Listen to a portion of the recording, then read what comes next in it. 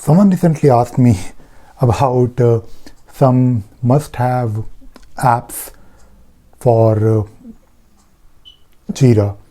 Now, to be honest, I don't really want to give a list of 5 or 10 apps. It really depends on the requirement.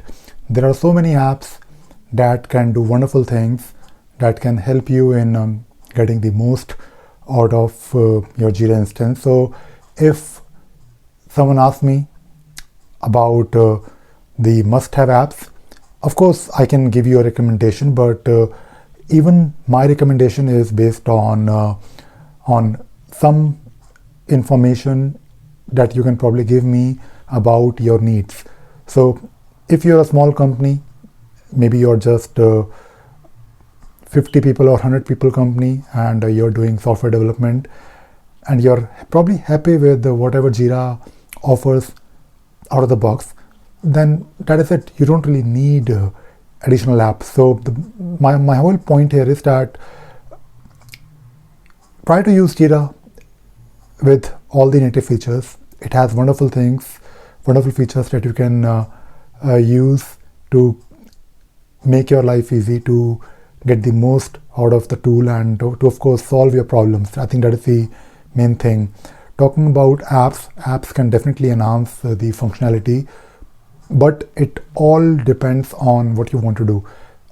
If you ask me about my favorite apps, even in 2020, I do have some favorite apps. Today, I'll probably talk about 3 of them. I guess you probably know about one of my all-time favorite app. I'll not talk about it, I promise. But apart from that app, I do have a few favorites. So I'll start with, of course, Structure. Structure has been my favorite app for a long time. Every year I use it for creating hierarchies, for visualizing the work, and it is a great app. In my opinion, Structure apps. I'm saying apps because it is not just one app, but apart from Structure, you have Structure Gantt, you have Structure Pages, and there are few other additional apps that you can use to visualize the work, to basically create a board, to find out or to basically perform some kind of a traceability all the way from your requirements to a defect or a bug, or maybe you want to go from defects or bugs all the way up to your requirements. So Structure has been, and even now, one of my top 3, top 4, top 5, I guess, apps. The second app is Insight for asset management. Insight is an amazing app because it solves a problem that no other app can solve, and that is bringing the asset management capabilities within Jira. Insight itself has a lot of features, and the best thing is that it works with your existing Jira projects really well. Insight has a really good use case when you're using Insight with your ITSM, your Jira service desk based projects. When people are raising support requests, or maybe when they are raising incidents, you can link they can link their configuration items, their assets, to the tickets that they're raising. And I have been talking about it quite a lot. Insight also has some other capabilities like discovery, in case you want Insight to scan your network for those configuration items, your assets. So it can do that. It has automation, and it has also various reports. It has a wonderful visualization that is amazing. So let us say if you are looking at a server which is probably causing some problem, you can click on the server and you can find out all the linked assets or services affected, and you can actually look at the graph, this visualized information. So I talked about structure, I talked about Insight. Third app I want to talk about is my favorite app, of course, is EasyBI. EasyBI is again by far the only reporting app that can do almost everything. It has wonderful capabilities. You can create almost any kind of report. You can create reports that are dynamic in nature. You can do drill down.